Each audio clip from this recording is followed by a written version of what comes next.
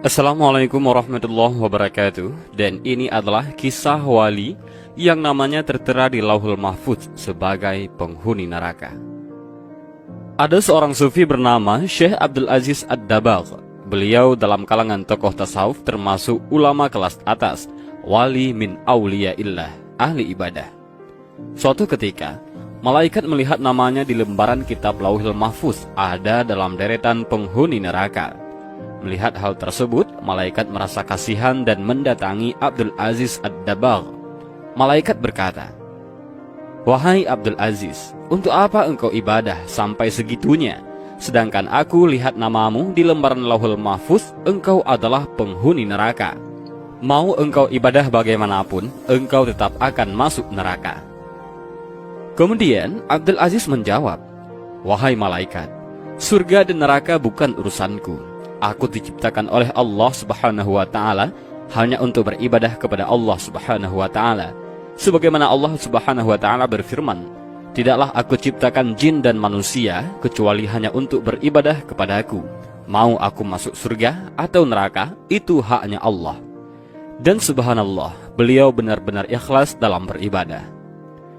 Suatu ketika, malaikat kembali ke Lauhul Mahfuz dan melihat namanya telah dirubah oleh Allah Subhanahu wa Ta'ala menjadi penghuni surga, sebab Allah berhak menetapkan kitabullah.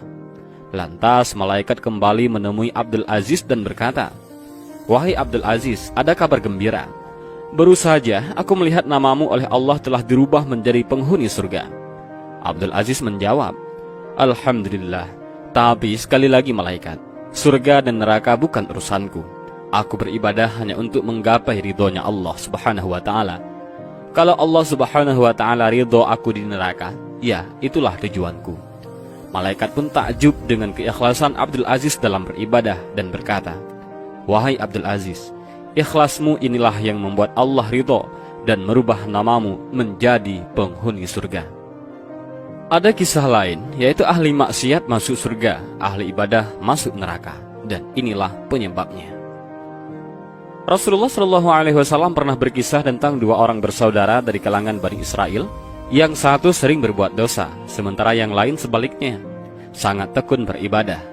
Yang terakhir disebut ini rupanya tidak henti-hentinya menyaksikan saudaranya itu melakukan dosa hingga mulutnya tak betah untuk tidak menegur. "Berhentilah," sergahnya. Teguran itu seolah hanya masuk melalui telinga kanan dan keluar lagi lewat telinga kiri. Perbuatan dosa berlanjut dan sekali lagi tak luput dari mata saudaranya yang rajin beribadah. "Berhentilah," serunya kembali. Si pendosa lantas berucap, "Tinggalkan aku bersama Tuhanku. Apakah kau diutus untuk mengawasiku?" Saudara yang ahli ibadah pun menimpali, "Demi Allah, Allah tidak akan mengampunimu. Allah tidak akan memasukkanmu ke surga." Kisah ini tertuang dalam sebuah hadis sahih yang diriwayatkan Abu Daud dan Ahmad. Lanjut dari ceritanya, tatkala keduanya meninggal dunia, keduanya pun dikumpulkan di hadapan Allah Subhanahu wa Ta'ala. Kepada yang sungguh-sungguh beribadah, Allah mengatakan, "Apakah kau telah mengetahui tentangku? Apakah kau sudah memiliki kemampuan atas apa yang ada dalam genggamanku?" Drama keduanya pun berlanjut dengan akhir yang mengejutkan. "Pergi dan masuklah ke surga dengan rahmatku," kata Allah kepada si pendosa.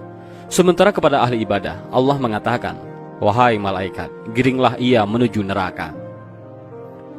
Kisah ini mengisyaratkan pesan kepada kita untuk tidak merasa paling benar untuk hal-hal yang sesungguhnya menjadi hak prerogatif Allah. Tentu, beribadah dan meyakini kebenaran adalah hal yang utama. Tapi menjadi keliru tatkala sikap tersebut dihinggapi takabur dengan menghakimi pihak lain. Apakah ia bahagia atau celaka di akhirat kelak? Sebuah kata bijak menyebutkan, perbuatan dosa yang membuatmu menyesal jauh lebih baik ketimbang beribadah yang disertai rasa ujub. Hadis sahih lainnya yang diriwayatkan oleh Muslim menjelaskan peristiwa ini terjadi pada umat Bani Israel. Dan demikianlah kisah dan video singkat ini, mudah-mudahan ada manfaatnya bagi kita semua. Amin ya rabbal alamin. Allahu a'lam bishawab. Assalamualaikum warahmatullahi wabarakatuh.